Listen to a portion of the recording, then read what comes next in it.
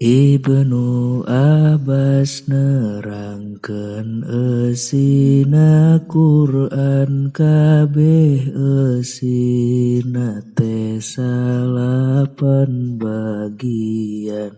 Hiji amar hartosna teh parentahan, seueurna 1000 ayat teu nyalahan. Dua nahi hartosna eta cegahan, seueurna 1000 ayat teu nyalahan. Tilu wa'ad hartosna teh perjanjian, kusawarga 1000 ayat rojaan. Opat wa'id hartosna eta ancaman ku neraka, 1000 ayat menerat.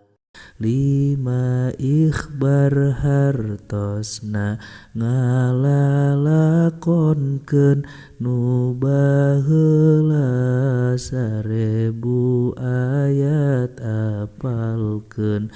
Genep amsal harate nganyontokeun nu bangsa 1000 ayat pek apalkeun. Tujuh netelakeun halal sareng haram, 500 ayat kabeh sing kapaham.